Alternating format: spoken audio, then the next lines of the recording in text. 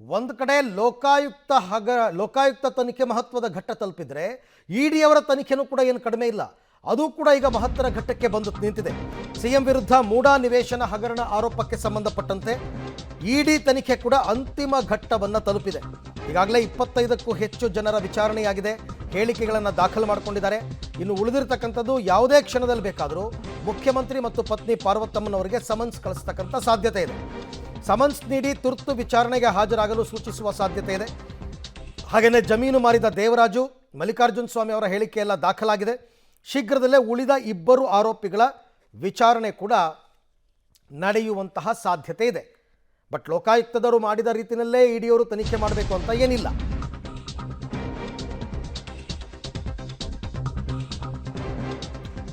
CM ಬಾಮೈದನ ವಿಚಾರಣೆಯನ್ನು ನಡೆಸಿದ್ದಾರೆ ಇಡಿ ಅಧಿಕಾರಿಗಳು. ಈಗಾಗಲೇ ಅದು ನಿನ್ನೆ ಆಗಿರ್ತಕ್ಕಂಥದ್ದು. A3 3ನೇ ಆರೋಪಿಯಾದಂತಹ ಮಲ್ಲಿಕಾರ್ಜುನ ಸ್ವಾಮಿ ದೇವರಾಜು ಅನ್ನೋರ ಬಳಿ ಭೂಮಿಯನ್ನು ಖರೀದಿ ಮಾಡಿದಂತಹದ್ದು A3. ಇಡಿ ವಿಚಾರಣೆಯನ್ನು ಎದುರಿಸಿ ತೆರಳಿದ್ದಾರೆ ಮಲ್ಲಿಕಾರ್ಜುನ ಸ್ವಾಮಿ ಅವರು. ಇಡಿ ಅಧಿಕಾರಿಗಳ ಮುಂದೆ ಹಾಗಾದರೆ ಮುಖ್ಯಮಂತ್ರಿಗಳ ಬಾಮೈದ ಹೇಳಿದ್ದೇನು, ಏನೇನು ಮಾಹಿತಿ ಕೊಟ್ಟಿದ್ದಾರೆ ಅಂತ ನಿನ್ನೆ ವಿಚಾರಣೆಗೆ ಬಂದಿದ್ದರು. ಸರಿಸುಮಾರು 5-6 ಗಂಟೆ ತನಕ ವಿಚಾರಣೆ ಮಾಡಿದ್ರು. ನಾನು ಈ ಪ್ರಕರಣದಲ್ಲಿ ಯಾವುದೇ ಪಾತ್ರ ಇಲ್ಲ, ನನ್ನದು ಈ ಪ್ರಕರಣದಲ್ಲಿ ಯಾವುದೇ ಪಾತ್ರ ಇಲ್ಲ, ಕಾನೂನಿನ ಪ್ರಕಾರವೇ ಜಮೀನನ್ನು ಖರೀದಿ ಮಾಡಿದ್ದೇನೆ ಅಂತ ಹೇಳ್ತಾರೆ. 2004ರಲ್ಲಿ ಜಮೀನು ಖರೀದಿ ಮಾಡುವಾಗ ದೇವರಾಜ್ ಅವರ ಹೆಸರಿನಲ್ಲಿತ್ತು. ಮೂಡಾ ಲೇಔಟ್ ಮಾಡಿದ್ದಾಗಲಿ ಭೂ ಪರಿವರ್ತನೆ ಮಾಡಿದ್ದಾಗಲಿ ನನಗೆ ಗೊತ್ತಿರಲಿಲ್ಲ. ನಾನು ಖರೀದಿ ಮಾಡುವಾಗ 5,95,000 ಹಣವನ್ನು ಕೊಟ್ಟಿದ್ದೆ ಆ ಜಮೀನಿಗೆ. ನಗದು ರೂಪದಲ್ಲೇ ಹಣವನ್ನು ನೀಡಿದ್ದೆ, ಇದರಲ್ಲಿ ಯಾವುದೇ ಪ್ರಭಾವ ಬೀರಿಲ್ಲ. 2010ರಲ್ಲಿ ನಾನು ಜಮೀನನ್ನು ನನ್ನ ಸಹೋದರಿಗೆ ದಾನ ಪತ್ರದ ರೂಪದಲ್ಲಿ ಬರೆದು ಕೊಟ್ಟಿದ್ದೀನಿ. ದಾನ ಪತ್ರ ಕೊಟ್ಟ ಬಳಿಕ ಆ ಜಮೀನಿನ ಬಗ್ಗೆ ನಾನು ತಲೆ ಕೆಡಿಸ್ಕೊಳ್ಳಿಲ್ಲ. ಆಮೇಲೆ ಮೂಡ ವಶಕ್ಕೆ ಪಡೆದಿದ್ದಾಗಲಿ ಸೈಟ್ ಮಾಡಿದ್ದಾಗಲಿ ಏನೂ ನನಗೆ ಗೊತ್ತಿಲ್ಲ ಅಂತ ಒಂದಷ್ಟು ಹೇಳಿಕೆಯನ್ನು ಕೊಟ್ಟಿದ್ದ. ಈ ಬಗ್ಗೆ ಮತ್ತಷ್ಟು ಮಾಹಿತಿ ನನ್ನ ಕೊಲೀಗ ಮುರಳೀಧರ್ ಅವರಿಂದ ಪಡ್ಕೊಳ್ಳೋಣ. ಮುರಳಿ, ಈಗ ಮಲ್ಲಿಕಾರ್ಜುನ ಸ್ವಾಮಿ ಅವರು ಲೋಕಾಯುಕ್ತ ವಿಚಾರಣೆಯನ್ನು ಎದುರಿಸಿದ್ದಾರೆ, ಇಡಿ ವಿಚಾರಣೆಯನ್ನು ಎದುರಿಸಿದ್ದಾರೆ. ಸೊ ಇಡಿಯವರು ಯಾವ ಅಂಶಗಳನ್ನು ಯಾವ ಮಾಹಿತಿಗಳನ್ನು ಮಲ್ಲಿಕಾರ್ಜುನ ಸ್ವಾಮಿ ಅವರಿಂದ ಕಲೆ ಹಾಕಿದ್ರು?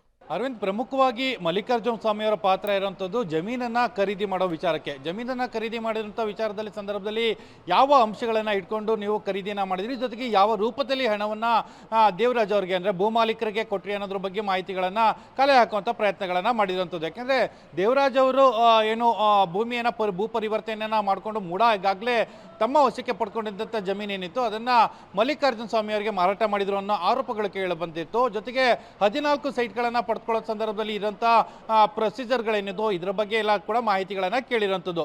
ಅಂದರೆ ಮಲ್ಲಿಕಾರ್ಜುನ ಸ್ವಾಮಿ ಹೇಳಿರೋಂಥದ್ದು 2004ರಲ್ಲಿ 5,95,000 ಕೊಟ್ಟು ನಾನು 3 ಎಕರೆ 16 ಗುಂಟೆ ಜಮೀನನ್ನು ಖರೀದಿ ಮಾಡಿದೆ. ಜೊತೆಗೆ 2010ರಲ್ಲಿ ಅದನ್ನು ಪಾರ್ವತಿ ಅವರಿಗೆ ದಾನಪತ್ರದ ರೂಪದಲ್ಲಿ ಕೊಟ್ಟಿರೋಂಥದ್ದು.